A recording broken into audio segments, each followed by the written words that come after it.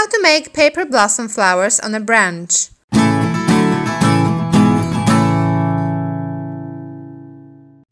Hello guys, welcome back to my channel.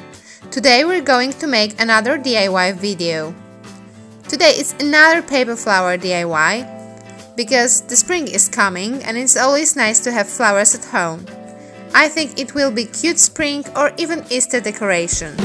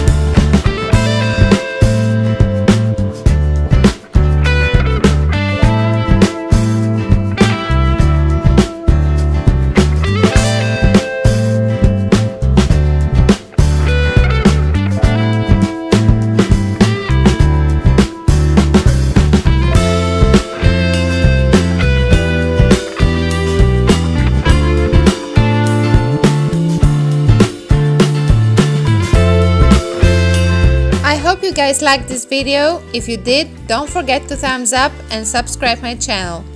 Thanks for watching and have a great day.